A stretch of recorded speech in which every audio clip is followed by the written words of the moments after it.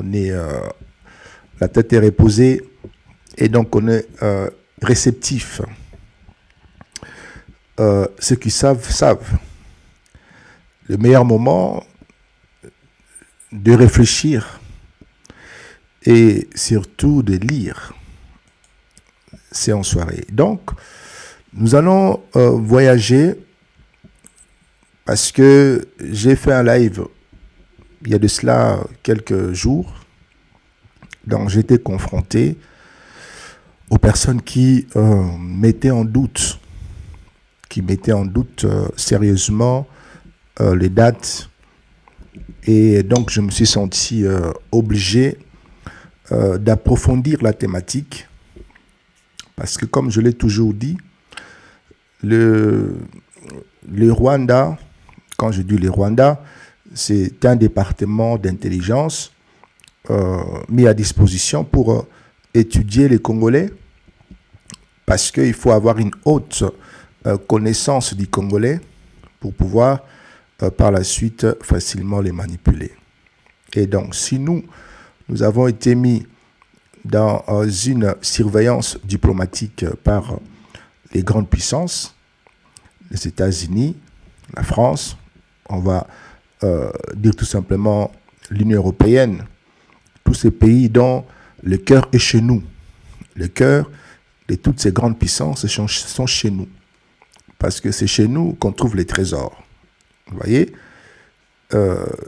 là où est ton trésor, c'est là où se trouve ton cœur. Vous connaissez, vous les chrétiens, ces versets. Et donc, on l'applique aussi dans la véritable vie, dans le réel, en diplomatie, en d'autres termes, en géopolitique. Nous allons aller dans la rencontre du peuple rwandais, qu'on sache véritablement à quel moment sont-ils arrivés en RDC, parce que c'est sujet à beaucoup de discussions. Certaines personnes doutent, demandent des dates, demandent des références. Et donc, il est important d'éclore le débat et d'apporter une certaine lumière. Et donc, nous allons parler du Rwanda. Le Rwanda du Congo, origine, migration et naturalisation. C'est de ça qu'il s'agit ce soir. Et donc, pourquoi le débat est flou dans ces domaines quand il s'agit de parler de la présence rwandaise à l'est de la République démocratique du Congo? Pourquoi est-ce qu'il y a un genre de brouillard? Pourquoi est-ce que les gens s'arrachent les chignons? Pourquoi est-ce qu'il y a un débat interminable? Tout simplement parce qu'on mélange les périodes précoloniales, coloniales et post-coloniales. Il y a un mélange. Parce que les migrations ont été naturelles. Puis, les migrations ont été organisées par les colons, puis politiques par la suite. Donc, il y a trois périodes: naturelles, organisées et politiques. Donc, le texte existant, ou je dirais même le texte existe, mais malheureusement, certains de nos frères ne consultent pas ce texte en question, pour ne pas dire les Congolais ne le lisent pas. Et donc, nous avons fait le travail d'aller chercher ces différents textes qui démontrent à suffisance qu'avant la colonisation, il y avait un groupe, il y avait un petit groupe.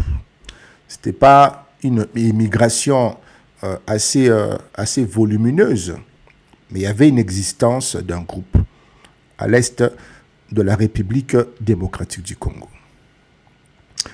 Alors, avant les Belges, on trouve des mobilités naturelles dans des présences des Rwandais, que ce soit Hutu ou Tutsi. On le trouve quelque part. On ne parle pas d'une invention et évasion, mais on parle de déplacement, de présence. La réalité historique est quoi? Avant 1985, il n'y avait pas de frontières modernes. Il existait des peuples, il n'y avait pas de pays. Il n'y avait pas de frontières, ce sont les colons qui ont tracé véritablement les frontières que nous connaissons et dont nous réclamons l'intégrité. Quand on parle ici du respect de l'intégrité territoriale, ces territoires en question ont été tracés par, évidemment, le Belge.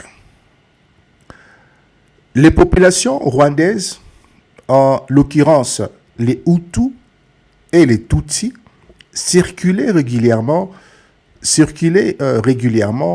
dans Rutshuru.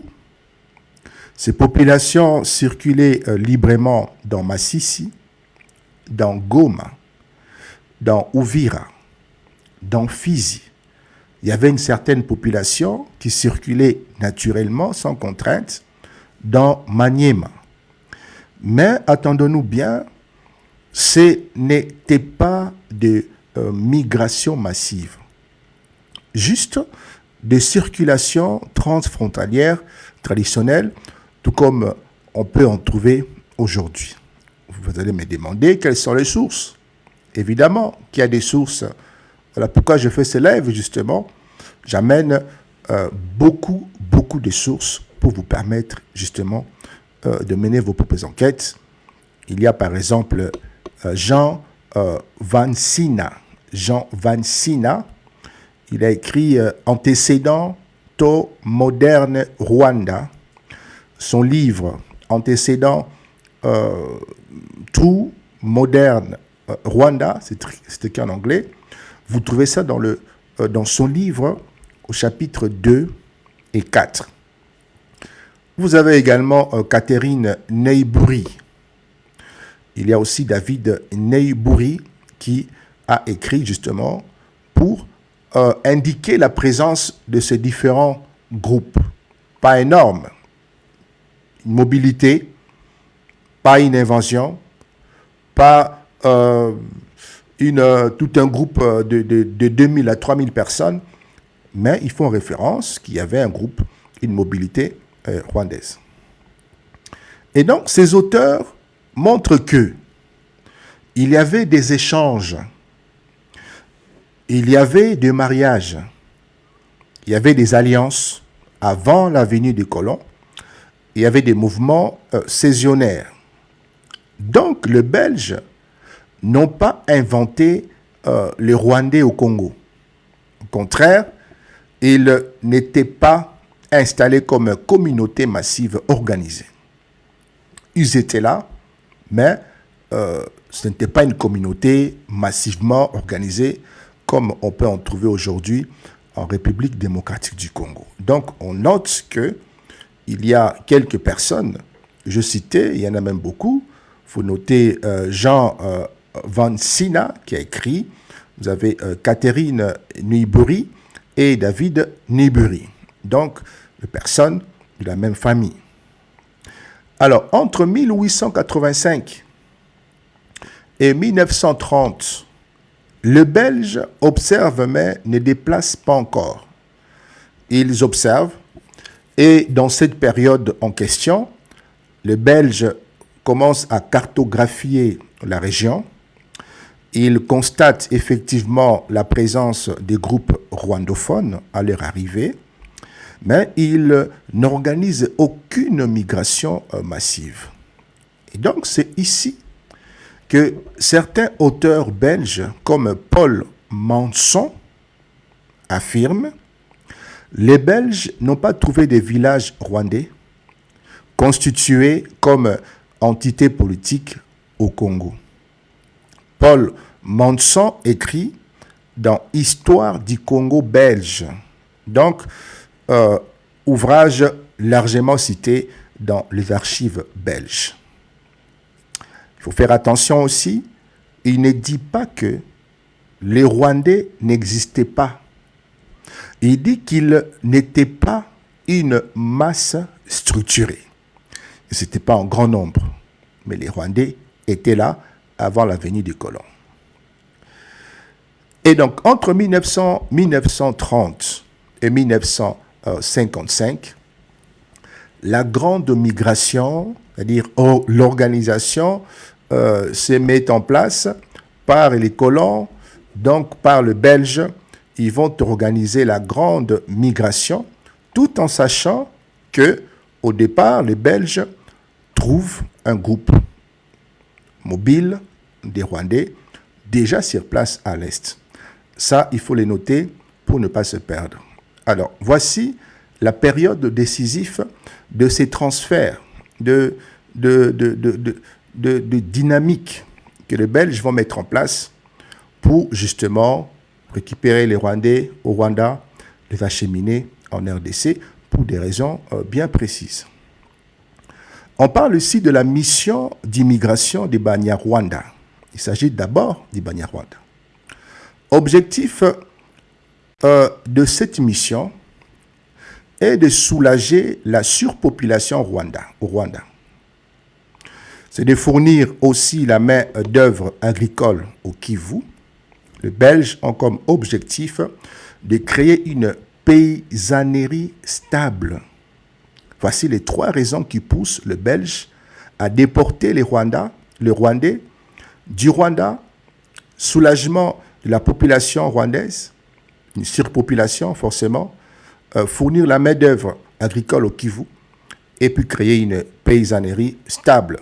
Et donc, les Belges déplacent volontairement de dizaines de milliers de personnes. D'abord, les Hutus principalement. Les Hutus seront acheminés vers le nord Kivu, plus exactement installés au niveau de Masisi et de Ruchuru.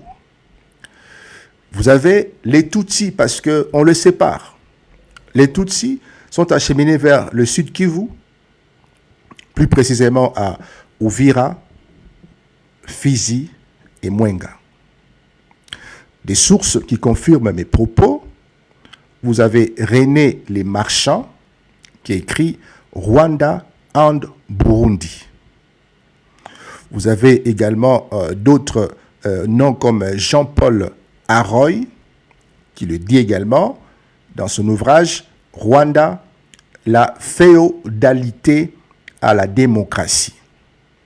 Vous avez encore un autre acteur, un autre écrivain, Pierre van der Staten, qui va également le préciser dans son ouvrage « Les Banyarwanda au Congo ». Et dans ces ouvrages contiennent ici des données coloniales officielles. C'est la migration la plus massive de toute l'histoire congolaise moderne. Et puis arrive 1954. Ici, on parle du mythe de la naturalisation que la plupart des Congolais ne citent pas et n'invoquent pas non plus. Alors, mon micro, il est un peu trop fort. Voilà, la plupart des Congolais n'invoquent pas, n'en parlent pas. Donc, il faut clarifier évidemment une fois pour toutes cet élément, à savoir qu'en 1954, un statut administratif colonial a été attribué aux déplacés, donc aux Rwandais. Je dis bien, en 1954, on va clarifier leur statut. On n'attribue pas la nationalité, mais les Banyarwanda vont recevoir ce qu'on appelle un statut d'indigène résident et donc une carte d'identité comme résident, mais ils ne vont pas recevoir la nationalité congolaise. Nous sommes en 1954. Ce sont les Belges, puisque nous n'avons pas encore, nous ne sommes pas encore à l'indépendance. Nous ne sommes pas loin, évidemment. Et donc, ce n'est pas la nationalité qui leur a été octroyée. Qui en parle? La personne qui en parle, le mieux placé, Jean-Claude Williams, Banyarwanda et Banyamulenge, le chapitre sur le statut administratif colonial. Donc l'auteur, les noms est donné. Et en 1959, nous parlons ici de la révolution Hutu. Donc une nouvelle vague massive s'injecte évidemment en République démocratique du Congo. Une partie des Tutsis vont fuir les Rwandais. L'histoire que vous connaissez, le massacre, la révolution sociale, les changements du pouvoir appuyés par le Belge côté Hutu, forcément, on tourne le dos aux Tutsis qu'on a encensés autrefois. Ces réfugiés arrivent massivement au Congo et ils vont se diriger vers le nord et le sud de Kivu. Il faut le savoir. Alors, qui en parle ici? Vous avez Gérard Brunier qui en parle dans T-Rwanda Crisis. L'anglais et moi, nous ne sommes pas des amis. Et l'autre personne qui en parle, Alison Desforges, elle en parle également. Et en 1965-1971, une influence Tutsi vient s'abattre, vient graviter autour du président Mobutu Sese Seko Kukuwendu Azabanga. Et donc, après l'indépendance, certains Tutsis montent très haut sous Mobutu. Très haut sous Mobutu. Les plus puissants d'entre eux, c'est Rwema Bizengimana, un Tutsi congolais, directeur des cabinets de Mobutu, poste numéro 2 du pays, l'homme fort après évidemment Mobutu, qui en parle, Jean-Claude Willam Banyarwanda et Banyamulenge dans ce chapitre 5 de son livre, vous trouvez ça. Et donc grâce à lui, des Tutsis entrent dans l'armée, grâce à cet homme qui a occupé le poste numéro 2 du Zaïre après Mobutu. Les Tutsis, grâce à ces messieurs, vont entrer dans l'armée, vont entrer dans l'administration, dans les réseaux présidentiels. Et en 1971, la vraie naturalisation massive est octroyée officiellement. L'ordonnance loi de 71-020 va attribuer la nationalité à tous les Banyarwanda installés avant 1950. Ils deviennent des Zaïrois automatiquement par cette loi. Des documents officiels du journal officiel du Zaïre 1971, c'est ici qu'on parle évidemment de la naturalisation des masses, conséquences foncières, conflits identitaires, etc. Les amis, voici une vérité vérifiable. Des populations rwandaises circulaient au Congo avant la colonisation. La preuve, je vous ai donné les noms de la personne qui a écrit, Vansina et Niburi. Ce sont des personnes qui le matérialisent dans leurs ouvrages. Les Belges ont organisé la migration massive entre 1930 et 1955. La preuve de cela, lisez Les Marchands, lisez Desforges. Et en 1954, une nationalité furtive, une reconnaissance s'établit pour donner un document qui va officialiser les Banyarwanda avec un document officiel donné par le Belge qui ne sera pas une nationalisation de ces groupes. Et en 1959, la fuite des Tutsis, donc nouvelle migration. 1971, vous avez la naturalisation légale à tous les Banyarwanda. Bizengimana, le Tutsi, est proche de Mobutu, donc celui qui va évidemment travailler pour faire entrer beaucoup de Tutsis dans la présidence, dans l'armée, dans l'administration. Et les zones d'installation étaient distinctes, ils étaient séparés. Les Hutus ont été acheminés au nord Kivu, parce qu'il fallait le séparer avec les Tutsis, et les Tutsis ont été conduits au sud Kivu. Et donc, les migrations ne doivent pas être interprétées comme le Rwanda n'existait pas au Congo. mais comme un phénomène complexe, évidemment, étalé sur 100 ans. Cher ami, pourquoi et comment les Belges ont organisé la migration rwandaise au Congo entre 1930 et 1955? Le contexte est clair, comme nous l'avons brossé au début. Nous avons en face de nous une surpopulation au Rwanda entre 1916 et 1930. Les Belges prennent le Rwanda aux Allemands en 1916 parce que l'Allemagne a perdu la guerre et découvrent un territoire extrêmement surpeuplé.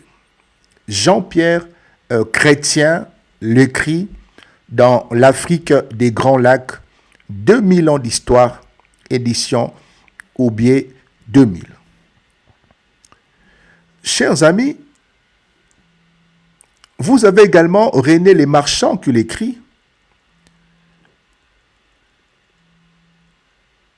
Les Kivu, des terres très immenses, mais peu peuplées. Les Belges voient au Congo l'inverse. Et donc, de terres fertiles, des populations faibles, un besoin de la main-d'œuvre pour travailler dans l'agriculture.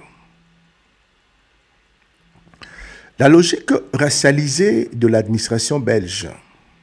Le Belge classe les Rwandais selon leurs unités économiques, basées sur des stéréotypes raciaux. Les Hutus sont des cultivateurs, donc destinés à être acheminés au niveau du Nord Kivu. Les Tutsis sont des pasteurs, destinés au plateau du Sud Kivu. Donc vous comprenez que on sépare les deux groupes. La personne qui défend cette réalité, c'est Jean-Paul Oroy, Rwanda, de la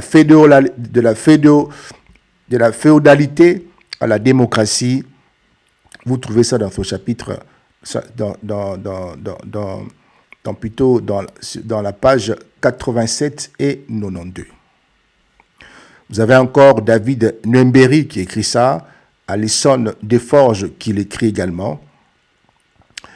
Et puis vous avez la mission migration des Banyarwanda entre 1937 et 1955, le programme officiel de migration forcée. Les Belges créent les MIB pour transférer de dizaines de milliers de familles Hutus et Tutsis vers le Congo. Projet belge. Les migrants étaient envoyés en camion, groupés en caravane, installés sous contrôle administratif strict. Alors, où exactement les Belges les ont installés? Les Belges, les Hutus plutôt, sont installés au nord Kivu, ils sont des agriculteurs, Rushiru, Masisi, Walikale.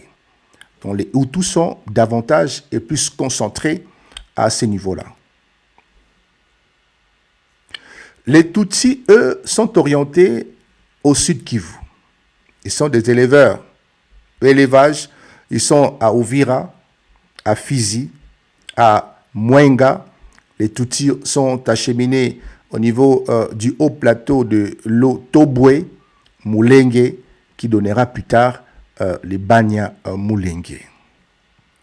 Et donc, cher ami, Gérard Brenier le crie, Jean-Claude William écrit également dans Banya Rwanda et Banya Mulenge, la violence ethnique et gestion de l'identité au Kivu.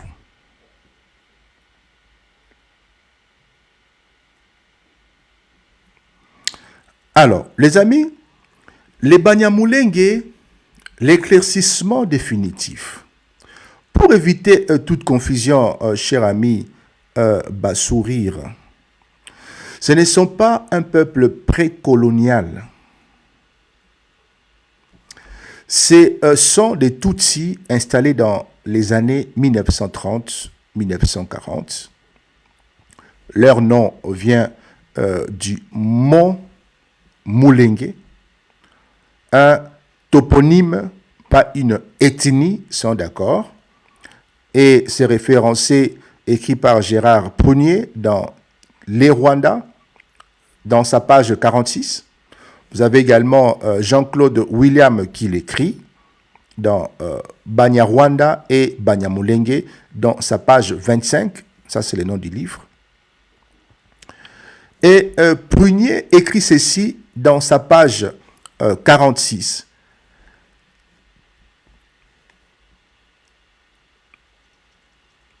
L'effondrement de la monarchie Tutsi et la fuite massive, évidemment, vers la RDC et vers d'autres pays. La révolution sociale Hutu déclenche quoi? Cette révolution déclenche le massacre des Tutsis, forcément, l'exode massif vers le Congo, l'Ouganda et le Burundi, que vous connaissez. Ici, je ne donne pas les références parce que ce sont des faits que vous connaissez. Et entre 1969 et 1977, vous avez l'ascension des Tutsis autour de Mobutu. Les amis, nous comprenons que Rwema Bizengimana est un Tutsi, fut un directeur de cabinet de Mobutu. Pas besoin d'apporter de livres ou des références pour ça. C'est une information que vous connaissez. Et donc, la naturalisation de Banyamulenge, la loi 71-020, cette loi accorde la nationalité aux Banyarwanda installés au Congo avant 1950. Conséquence de cette naturalisation, de ces bons cœurs, peut-être d'une forme de stratégie de la part de Mobutu, des conflits fonciers massifs sonnés à la suite de ça, des frustrations et des autochtones, des Congolais qui se sentent dépossédés, évidemment, en quelque sorte, parce que cette population va s'investir et va commencer à dominer les autres, parce qu'ils ont une personne qui est à côté de Mobutu, et cette personne a donné des privilèges.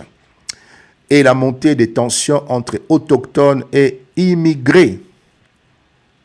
Chers amis, nous comprenons que avant 1930, ils étaient peu nombreux, les Rwandais. Et après 1930, ils deviennent une population massive. Avant 1930, une présence rwandaise très marginale, Pruniel le dit dans sa page 45, 1930-1955, une migration organisée évidemment par les colons, par les Belges. Les Belges séparent les Hutus sont au nord Kivu, les Tutsis sont au sud Kivu. Donc il faut les séparer parce qu'il y a des tensions et il faut véritablement les séparer parce que déjà au Rwanda, il y avait des tensions qui avaient déjà pris une certaine ampleur. Les Banyamulenge, les Tutsis des années 1930, identité géographique révélée par Prunier dans sa page 46. Et en 1959, une fuite massive des Tutsis après la révolution des Hutus. Et dans les années 1970, une influence Tutsi via Bisengimana. Williams l'écrit dans sa page 121 et 146. 71 arrive la naturalisation massive, début des tensions modernes que nous connaissons aujourd'hui. Comment les Belges ont opposé les Hutus et les Tutsis et préparé la crise Rwanda au Congo? Nous avons des points de départ. Une hiérarchisation ou une hiérarchisation sociale créée par les colons belges. Les Belges, comme les Allemands avant eux, arrivent au Rwanda avec une idéologie raciale héritée. Du darwinisme social, des théories amictiques et de classification pseudo-scientifique. Cher ami, Jean-Pierre Chrétien les dénonce dans son bouquin « Rwanda, les médias du génocide », édition Karthala de 1995. Et donc, les Tutsis sont perçus par le Belge comme les plus beaux, les plus intelligents, les plus nobles, d'origine hamitique, et donc un mythe venu de l'Éthiopie. Et les Hutus sont perçus par les colons comme des hommes qui doivent être dans les champs agricoles, ils doivent être soumis, et indigènes authentiques. Donc une classification raciste. Et donc la mise en place d'une aristocratie tutsi, artificiellement conçue par les colons, entre 1920 et 1950. Les Belges vont créer volontairement une classe dominante tutsi. Des nominations dans l'administration, des accès privilégiés aux écoles, et beaucoup deviennent ici des prêtres. Et ils ont gardé la monarchie tutsi, mise à l'écart forcément des Hutus des postes administratifs.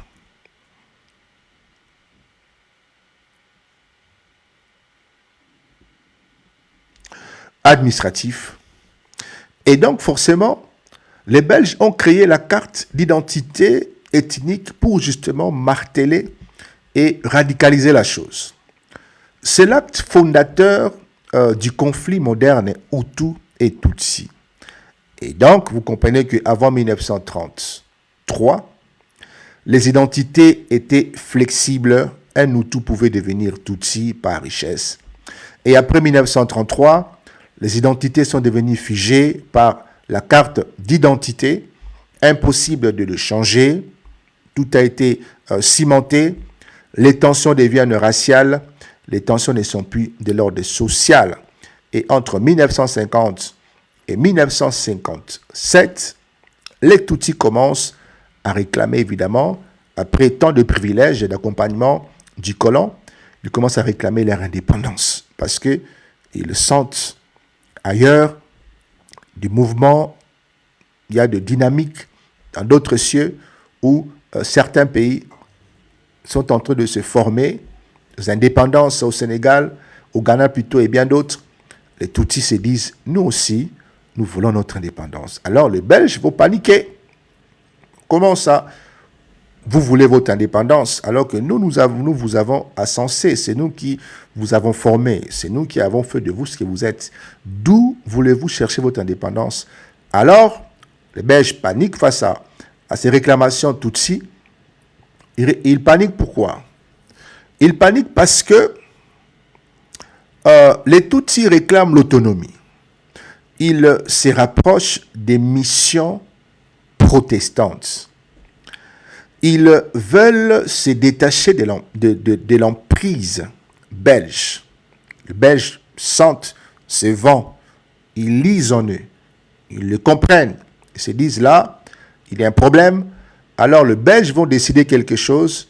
Ils décident de basculer, de soutenir les Hutus. Basculement stratégique des colons, la Belgique soutient les Hutus, alors que les Hutus étaient marginalisés. Les Hutus étaient les reclus de la société, les barbares, des hommes à dominer. Et par rapport à cette perspective des Tutsis, les Belges ont changé de veste, changé de casquette. Parce que les élites Tutsis sont devenues nationalistes. Ils sont devenus anti-belges. Les élites Hutus devenaient proches de l'ONU et influencés par Nkrumah, Lumumba, les mouvements panafricains. Et donc, alors les Belges changent de camp forcément. Ils se disent ici il y a un problème, il faut qu'on décide, sinon on va perdre ces Rwandais. Et ils vont financer maintenant le parti Hutu par mes Hutus.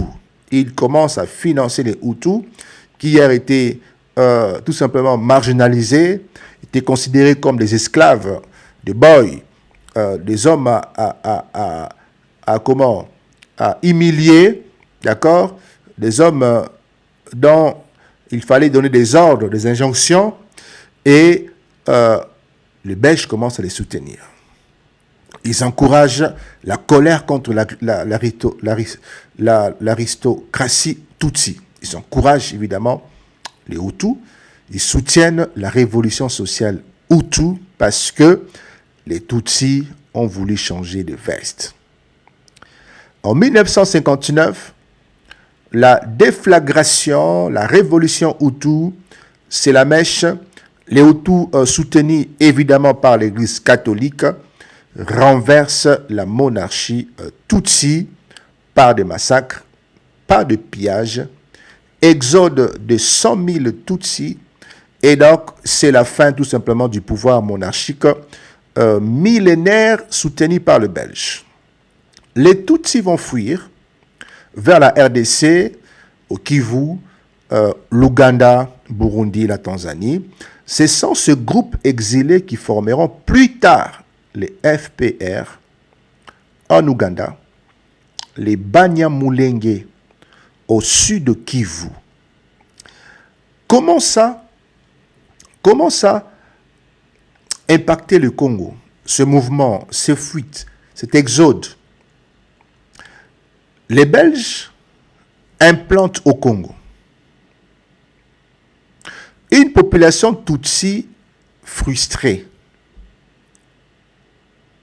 une population Hutu frustrée, des élites Tutsi instruits, des masses Hutu politisées, des clivages importés du Rwanda, des désordres, le haine intestine, des problèmes ethniques qui avaient pris pied au Rwanda, se sont déportés visiblement en la République démocratique du Congo aujourd'hui, donc hier au Congo. Les Belges implantent au Congo une population Tutsi frustrée, une population Hutu frustrée, des élites Tutsi instruites, des masses Hutu politisées, des clivages importés du Rwanda. Et donc, cette cohabitation forcée va créer tout simplement ce qu'on appelle des tensions foncières, des rivalités ethniques, des revendications de pouvoir, des fragilisations du Congo après 1960. Quel est l'héritage direct de cette dynamique que la Belgique a créée de toutes pièces? C'est tout simplement la crise qui va continuer jusqu'aujourd'hui. La crise, évidemment, ici du M23, est directement liée à cette architecture coloniale.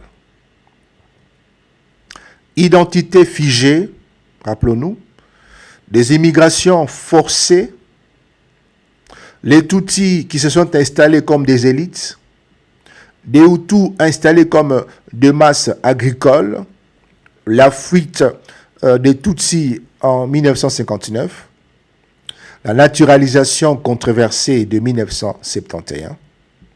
Vous avez les rôles de Bissé Guimana.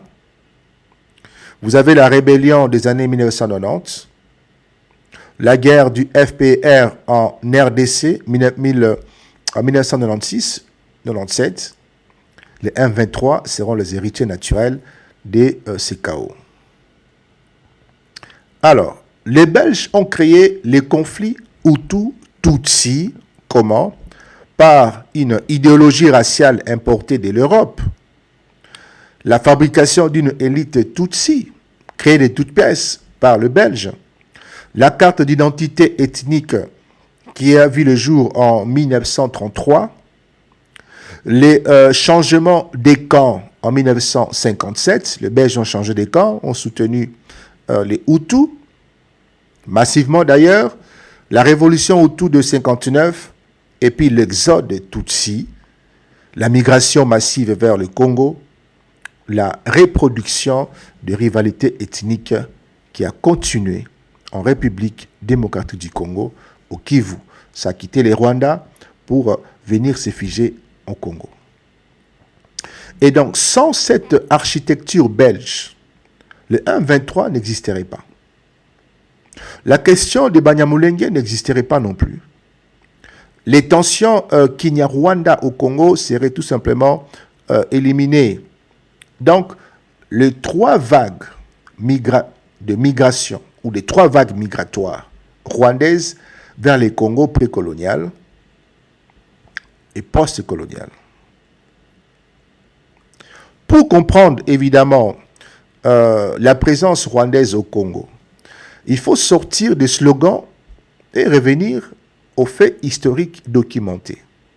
Il existe exactement 3 vagues, ça c'est vrai, migratoires, reconnues par les historiens spécialisés, des noms que j'ai donnés tout à l'heure, des vagues précoloniales avant les Belges, peu nombreux, des pasteurs au niveau de la frontière, et puis des vagues coloniales organisées par les Belges eux-mêmes pour des besoins de main-d'œuvre et d'encadrement. Ils ont été déportés. Et puis, en 3e position, la vague post-coloniale, la fuite de guerre rwandaise en 59 et en 94. Donc, ces 3 vagues n'ont ni le même profil, ni la même motivation, ni le même zone d'installation. Donc, nous allons comprendre ça. La vague précoloniale avant 1885. Beaucoup de gens disent non, c'est pas vrai, ils n'ont jamais été là. Mais il y avait une minorité, une petite minorité, une mobilité. Les mobilités limitées, ce que disent les sources sérieuses. Vous avez Jean Vansina qui le dit dans ses ouvrages, dans sa page 80-83, et donc la migration avant 1885 était faible et limitée aux zones frontalières. Vous avez les plateaux de Fumbira, Djomba, Rushiru et Bouacha. Vous avez Jean-Pierre Chrétien qui le dit aussi dans l'Afrique des Grands Lacs, et dans sa page 122 et 126 montre que les frontières étaient fluides, mais pas des communautés Tutsi installées en masse à l'intérieur du Congo.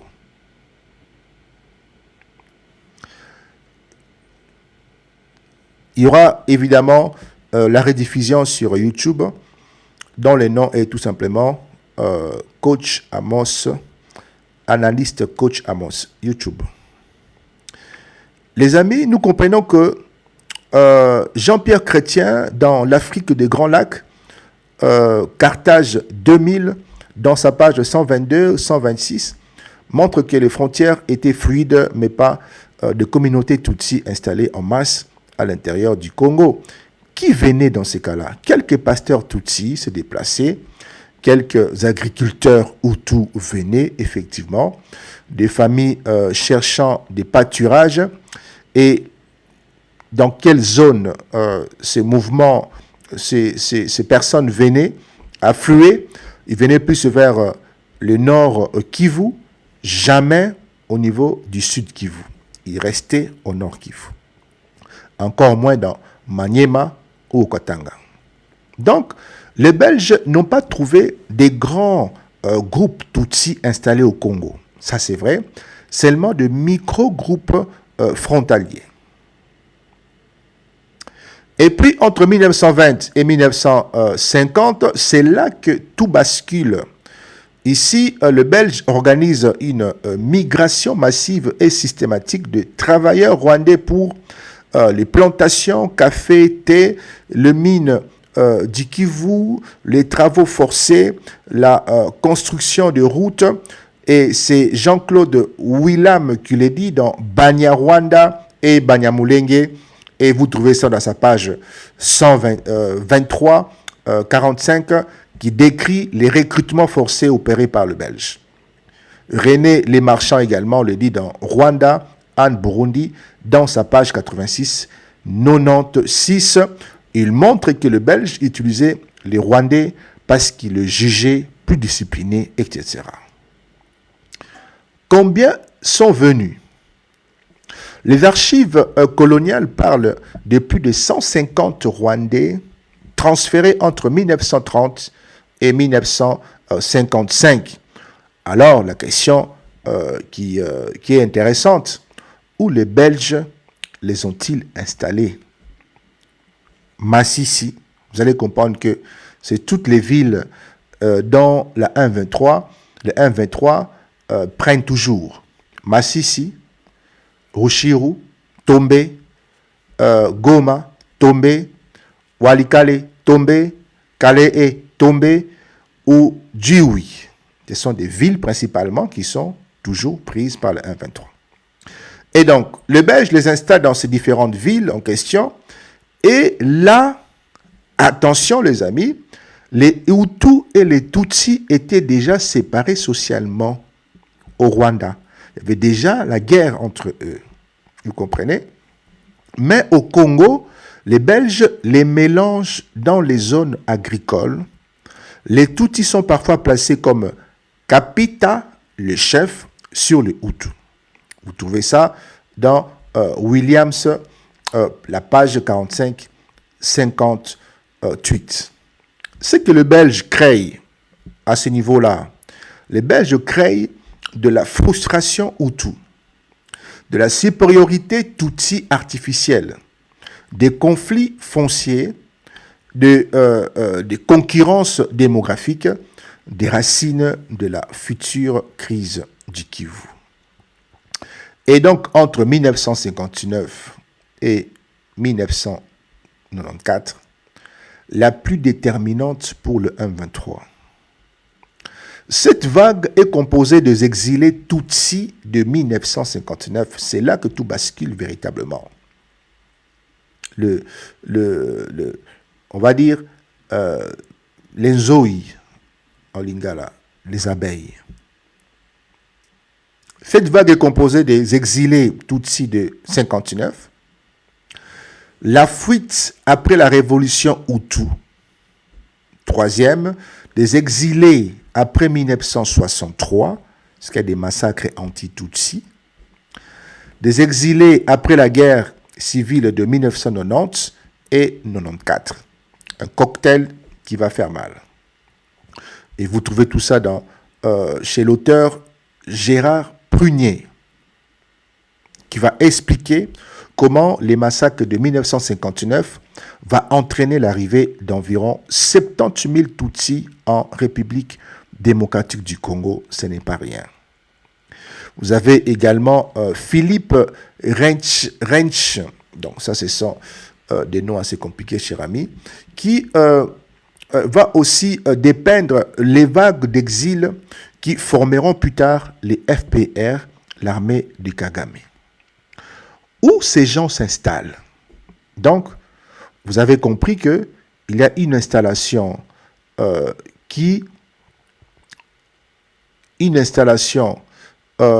plus de 150 000 Rwandais transférés entre 1930 et 1950. On les installe à Massissi. Moi, j'ai vu dans un live qu'ils étaient également vers 1830, c'est vrai. Oui, mais en petite portion. Toute petite portion. Une mobilité pas organisée, pas un groupe assez important, mais vraiment de petites portions. Ils étaient déjà là, mais pas un groupe organisé, etc. Et donc, vous avez compris que la première vague, on le trouve à Massissi, Rushiru, Goma, Walikale et Kalehe. Là, c'est bon, vous avez compris. Et donc, deuxième vague où on les installe toujours à Nord Kivu, Rushiru, Massissi, et au Sud Kivu, dans les hauts plateaux du Minembwe ou Tembwe, les Fitir Banyamulenge seront installés là-bas.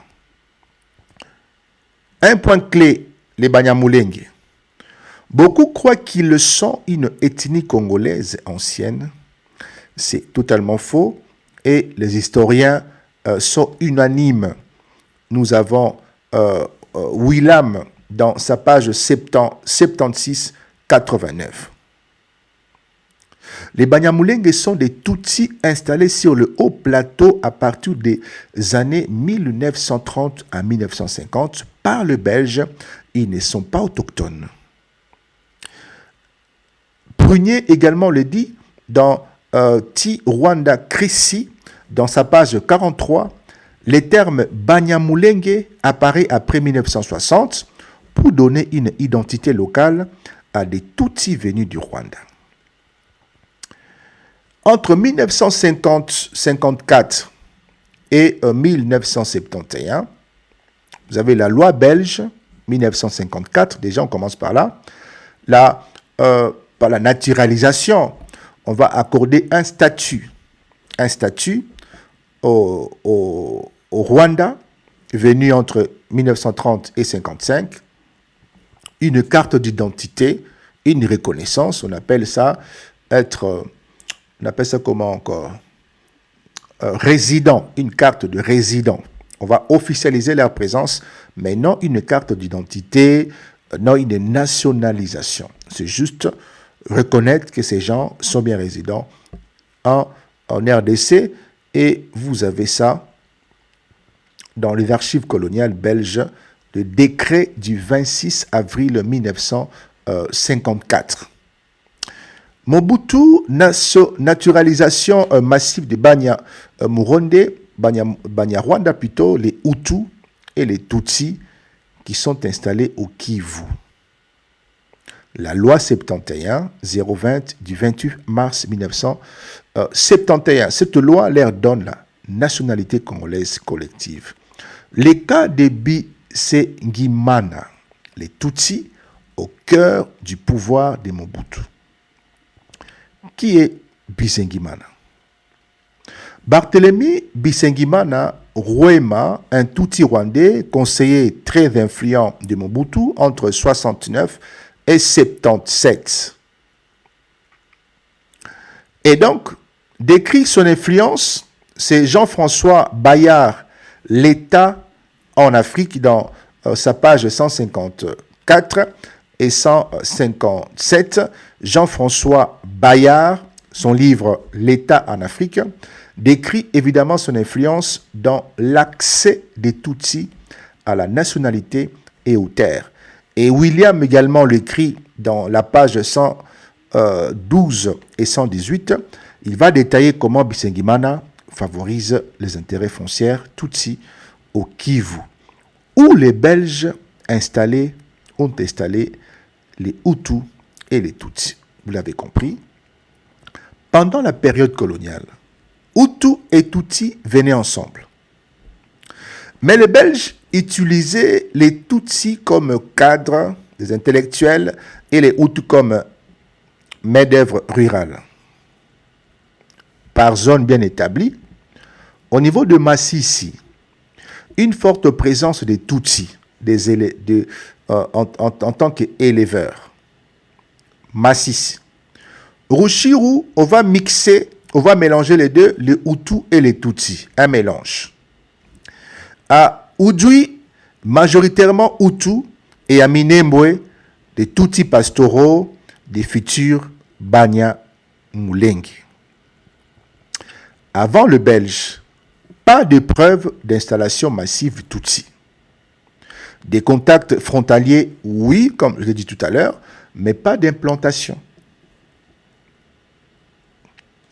La synthèse très rapide, la vague 1, précoloniale, des micro-groupes frontaliers, pas une organisation, pas un État, pas un groupe important, les Belges les ont trouvés là.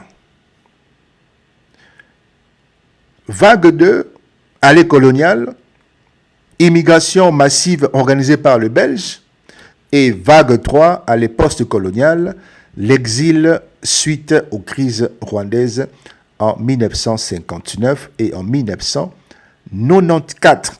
Et c'est ces mélanges artificiels imposés par les colonisations, par la colonisation, qui va créer la base politique, sociale et militaire de la crise du Kivu jusqu'au M23. Chers amis, ce chapitre est fondamental parce que toute la crise actuelle du Kivu, M23, FDLR, FPR, Banyamulenge, Kigali et Kinshasa commence bel et bien ici. Nous parlons de la révolution de 1959 pour donner d'autres perspectives, donner d'autres indicateurs ou des indications pour cimenter la compréhension. Les jours où le Rwanda a explosé. Le Rwanda était une monarchie Tutsi structurée, appuyée par l'Église catholique et par l'administration belge jusque dans les années 1930 et 1950. Il faut bien comprendre cette étape.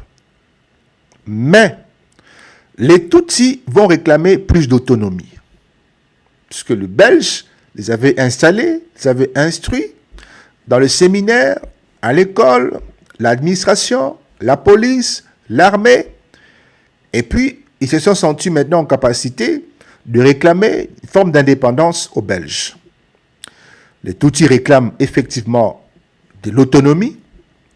Les Hutus majoritaires réclament la fin de la discrimination parce que la discrimination était vécue dans la chair par les Hutus. Ils étaient marginalisés par les Belges. Les Belges changent soudainement des camps parce qu'ils se disent comment ces Tutsis sont en petite portion, comment veulent-ils gérer, dominer, demander l'indépendance. Pourquoi ces renversements belges? Il faut le comprendre parce que le missionnaire va constater une montée du nationalisme tutsi et craignent une rupture avec la colonisation. Les Tutsis instruits demandent l'indépendance totale. Les Belges estiment qu'ils perdront leur contrôle. Les résultats, elle est claire et nette, les Belges cessent de soutenir les Tutsis qui étaient minoritaires. Les Belges renforcent les Hutus politiquement. Les tensions explosent forcément. En 1959, le premier pogrom moderne d'Afrique centrale, les tensions ethniques deviennent violentes, ouvertes, attaques évidemment contre les Tutsis. Des maisons sont brûlées, des déplacements massifs, début de l'exil Tutsi. Et donc, Gérard Prunière l'explique dans Les Rwandais en crise, dans sa page 41 et 52. Il décrit la première grande fuite Tutsi en direction du Congo, de l'Ouganda et de Burundi. Donc, l'exil Tutsi va créer une diaspora militaro-politique. En 4 ans, plus de 70 000 Tutsis fuient les Rwandais. Ils s'installent majoritairement, vous avez compris maintenant qu'ils sont en Ouganda, Burundi, au Congo, mais Kivu, en Tanzanie, etc. Et les groupes exilés ne se dispersent pas. Ils s'organisent militairement très tôt. C'est dans ces communautés exilées qu'apparaît la future élite du FPR, dont Kagame, Rwigema et Nyamwasa. Ce sont les enfants de 1959, puisque Kagame avait 3 ans. Et puis vous avez le massacre, les Inyenzi et la radicalisation Tutsi. Les exilés, bien évidemment, ces exilés tentent de revenir par la force rwandaise. Ils sont soutenus par le Burundi. Ils sont écrasés et en réponse, le gouvernement rwandais Hutu va encore mater, détruire, massacrer de milliers de Tutsis restés au Rwanda. On les accuse d'être en intelligence, évidemment, avec ceux qui sont partis. Ils sont écrasés. Résultat de ces bastonnages, je dirais au-delà de ces massacres, évidemment, la diaspora Tutsi comprend qu'elle ne rentrera jamais par la politique. Seule l'option militaire est votée, reste possible. Les enfants des exilés seront les fondateurs du FPR en 1987. C'est de ce souvenir dont Kagame a le plus peur. Kagame a peur que les enfants de 1994, qui ont aujourd'hui probablement de 25-30 ans, ces enfants-là reviennent évidemment comme eux sont revenus en 1994, puisque lui, en 59, avait 3 ans, mais c'est lui qui revient en 94, et il craint un rébellote, en fait, un retour à l'envoyeur. Il craint, il est hanté par, évidemment, cette probabilité. Il est troublé, il ne dort pas. Il s'est dit, probablement, comme nous sommes organisés, appuyés par l'Ouganda, accompagnés par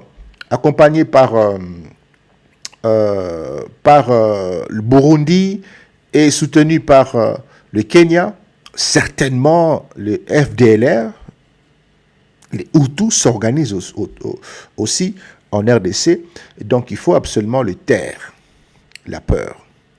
Donc la diaspora Tutsi comprend qu'elle ne rentrera jamais par la politique, comme certains Hutus se disent, nous ne rentrerons pas au Rwanda par la politique, nous allons devoir en découdre, comme cela a été le cas pour nous en 1994. Certains sont dans cette perspective-là.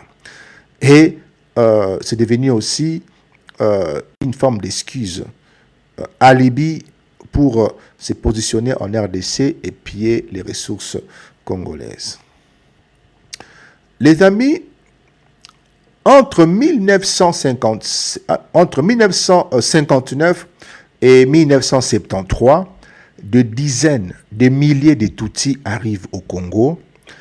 Ils y rejoignent les groupes coloniaux venus entre 1930 et 1950. Vous comprenez? Ils rejoignent ces groupes-là. Les micro-groupes précoloniaux, avant la colonisation, les petits groupes que les Belges ont trouvés, et les groupes de déportés par des raisons économiques belges. Dans ces deux groupes sont rejoints par le groupe de Kagame. Donc ça forme 3 vagues.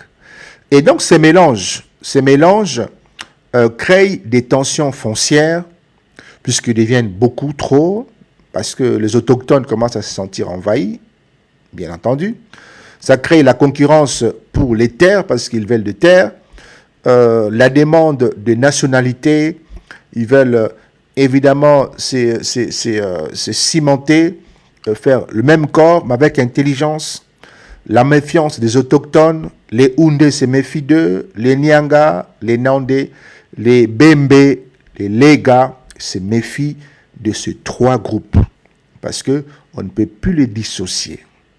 Ils ont le même tête, même morphologie, même langue. Même langue. Et donc, entre 1972 et 1977, Mobutu, Bisengimana et la nationalisation collective, Mobutu, évidemment, est conseillé par Barthélemy Bisengimana, un Tutsi rwandais, extrêmement influent. Grâce à lui, une loi tombe en 71. Tous les Banyarwanda du Kivu deviennent congolais. La bombe atomique est jetée.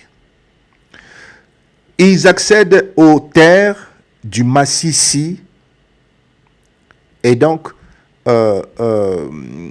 les Tutsis accèdent aux terres de Massissi, puisqu'ils sont devenus des Congolais. Ils implantent une influence politique et économique qui a commencé à prendre de l'ampleur. Forcément, au palais royal, à la présidence, il y avait un certain Bisengimana qui distribuait des postes d'influence. Et donc, ils se sont imposés très rapidement. Et puis, vous avez en 1987 la naissance du FPR au sein de la diaspora Tutsi. Les exilés Tutsi des années 1959 à 63, élevés en Ouganda, créent leur mouvement armé. le FPR, parce qu'ils avaient décidé en 63, souvenez-vous, qu'ils ne rentreront pas politiquement, ils vont entrer par les armes. Mais quand cette décision a été imprimée, Kagame n'avait que 5 ans. Donc vous comprenez que Kagame a été biberonné par une idéologie d'un retour en force. En tout cas, sa génération. Ils vont réaliser le rêve de leurs parents. Implanter, ou matérialiser, théoriser en 63. Et eux vont le rendre, ils vont le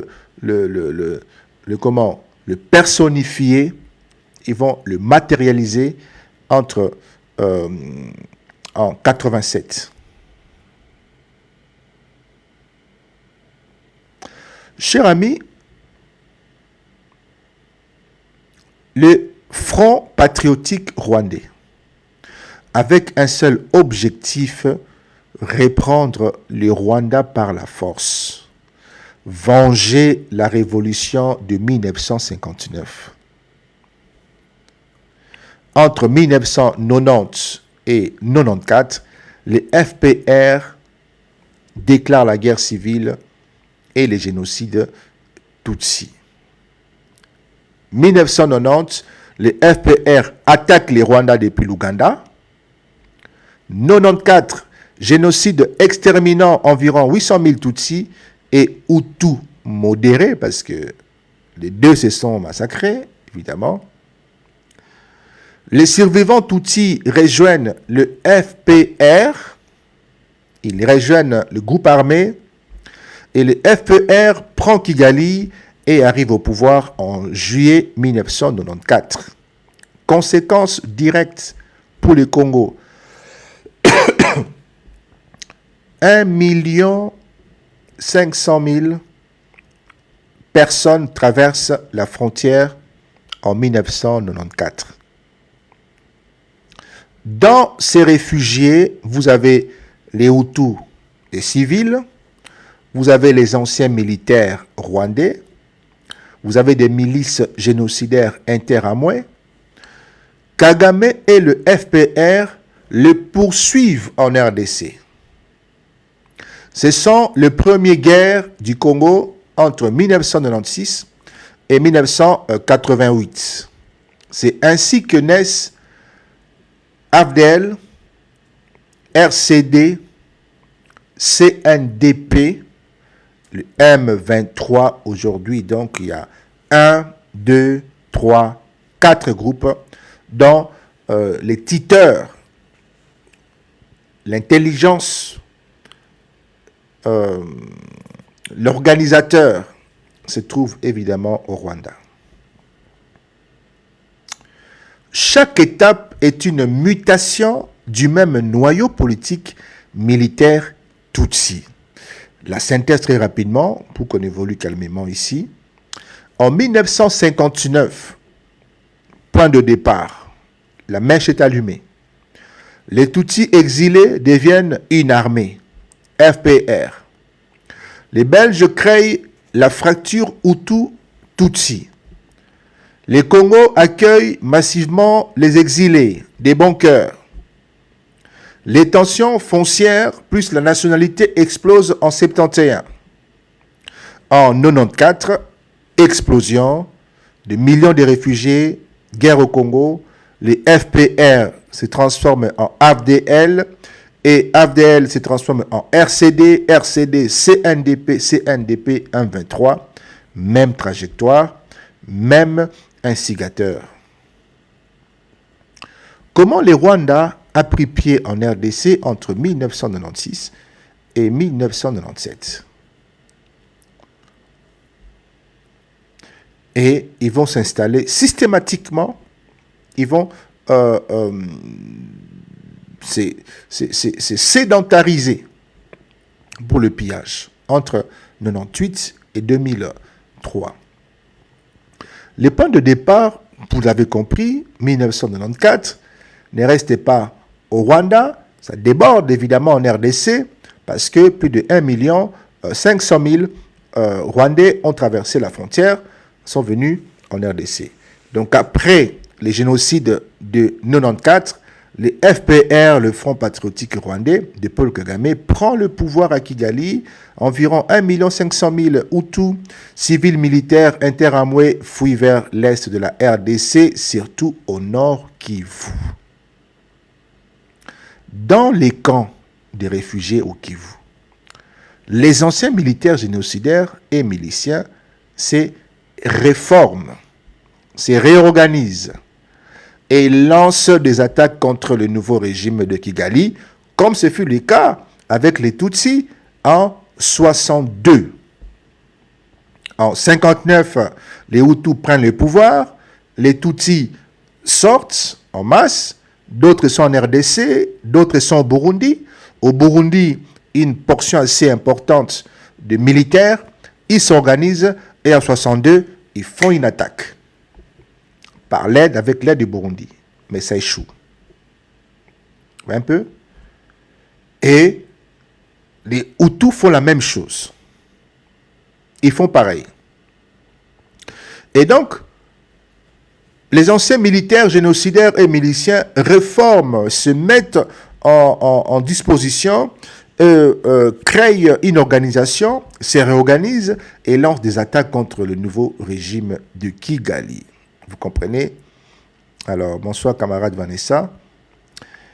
Et pour Kigali, ces camps en RDC devient un danger militaire. Un prétexte stratégique. C'est la base officielle pour justifier l'entrée au Congo. En 96, Kagame décide d'entrer en République démocratique du Congo. Son prétexte est de sécuriser les Rwandais. En réalité, beaucoup plus. En 96, Kigali n'en peut plus de la présence des ex-phares interamwés dans les camps congolais. Une alliance stratégique se met en place. Paul Kagame, Yoweri Museveni, une partie des services occidentaux qui voient Mobutu comme fini, des cadres congolais opposés à Mobutu, forcément, rien ne peut se passer sans qu'il y ait des tops à l'intérieur.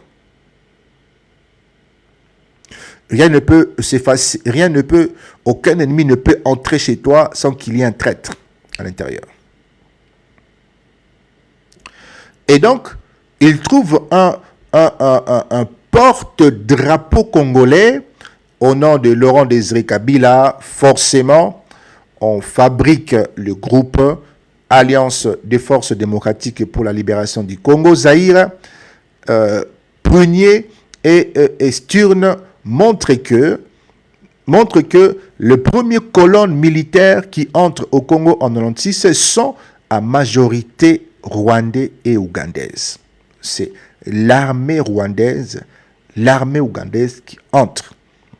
Et l'AFDL est au début une couverture congolaise dont le drapeau, le porte-étendard, c'est une opération régionale dont le visage est un visage congolais, donc du nom de Laurent Désiré Kabila, mais derrière l'armée qui attaque le Zaïre, c'est l'armée rwandaise et l'armée ougandaise qui ont déjà l'expertise en matière des attaques. Puisque Museveni a fait tomber son président en 86 par des incursions, par des attaques. Et Rwanda, même chose, a fait tomber, est entré au Rwanda, toujours par des attaques. Donc, les deux pays sont experts, évidemment, dans des attaques externes. Et puis, la destruction des camps et la marche sur Kinshasa entre 96 et 97. La phrase officielle, détruire les camps. L'armée rwandaise pénètre par le nord et le sud Kivu. Les camps de Mungunga, Kibumba, Katale, Lac Vert sont attaqués. Les réfugiés sont dispersés. Certains retournent au Rwanda, d'autres s'enfoncent dans la forêt congolaise. Sur le papier, Kigali dit on neutralise les génocidaires. Dans le fait, les troupes avancent bien plus loin que nécessaire pour simplement sécuriser la frontière. La phrase réelle, renverser Mobutu. Très vite, l'opération devient une guerre contre Mobutu. C'était, on chasse les génocidaires, mais là, la formule a changé. Il faut maintenant chasser Mobutu. Donc, l'AFDL progresse ville après ville, Uvira, Bukavu, Goma, Kisangani, Lubumbashi. L'armée zaïroise s'effondre. Malheureusement, les Tutsis congolais, Banyamulenge, Banyarwanda sont utilisés comme relais locaux. Tout est gelé par des officiers rwandais, ougandais. Kabila n'est pas le vrai chef opérationnel au début. Et en 97, Kabila entre à Kinshasa, Mobutu s'enfuit, le Zaïre devient la République démocratique du Congo. Et sachez que Kinshasa ne tomberait pas si l'Angola n'intervient pas. C'est un autre dossier. C'est l'Angola qui chasse Mobutu, ce n'est pas Kagame, ce n'est pas Museveni. C'est l'Angola qui renverse Mobutu à Kinshasa, tout comme c'est l'Angola qui installe Sassou Nguesso au pouvoir. Et donc, en 97, Laurent Désiré Kabila au pouvoir, mais encadré par les Rwandais. Quand il arrive au pouvoir, une grande partie de la garde rapprochée de Kabila est composée des cadres du FPR.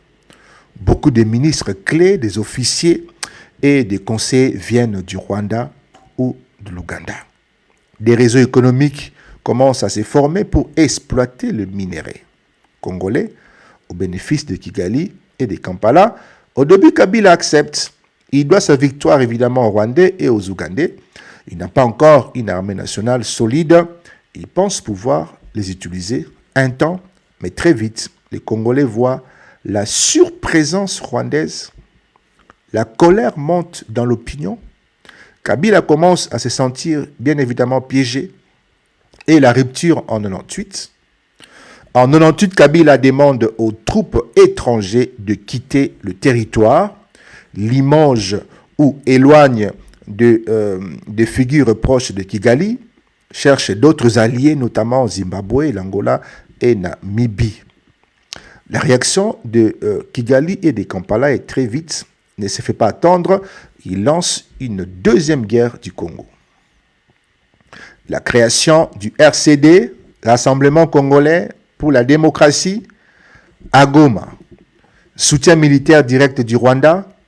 Intervention ougandaise par le Nord, Kisangani, Uturi. Et donc, Prunière, Africa World explique comment cette guerre devient une guerre régionale totale.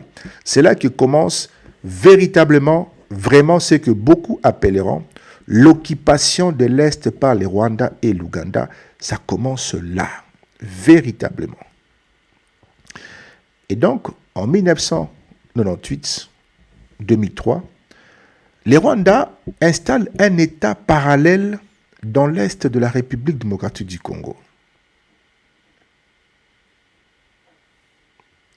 Dans les zones occupées par le RDC Goma, soutenu par Kigali, on voit apparaître une administration séparée, gouverneur, comme ça se passe aujourd'hui avec Nanga, gouverneur RCD, police locale liée au RCD, justice parallèle.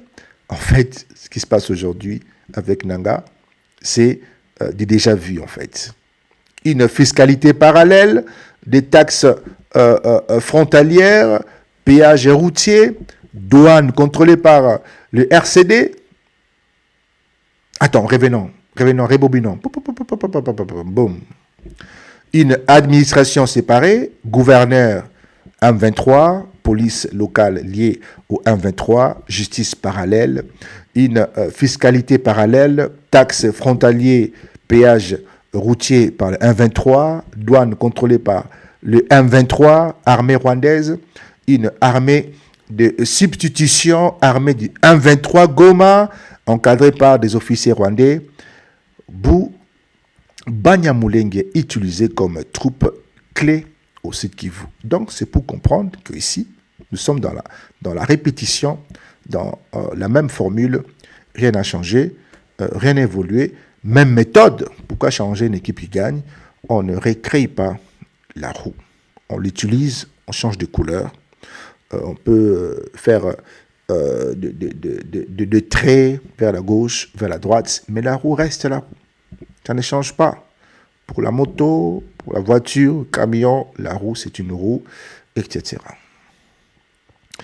Et donc, l'ONU écrit noir sur blanc un rapport de 2021 à 2022 que le Rwanda et l'Ouganda organisent systématiquement l'exploitation illégale des ressources congolais, coltan, cassétérite, or, bois, café, etc. Ils s'appuient sur des sociétés écrans enregistrées à Kigali, Kampala, parfois à Bruxelles, Londres, Dubaï. Et donc vous comprenez que dans cette sauce, tout le monde était mouillé.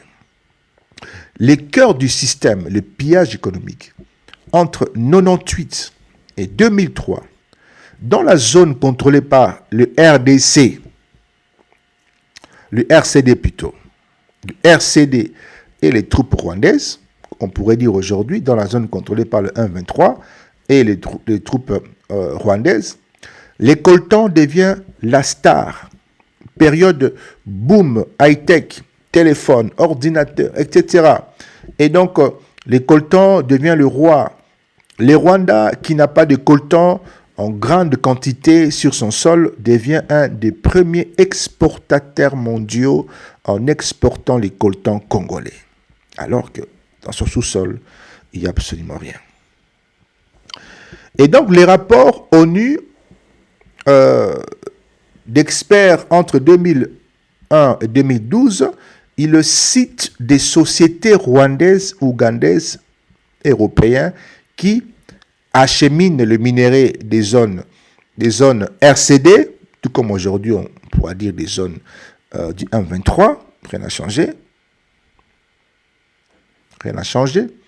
Les zones du RCD utilisent Goma comme aujourd'hui là, Goma, Bukavu, Kigali comme plateforme, exporte vers l'Europe, l'Asie, l'Amérique du Nord, etc. Et donc, des analystes comme Ruitgen, Pruniel et Starn montrent que la guerre n'est plus seulement politique ou sécuritaire, elle devient un business structuré, c'est une guerre économique.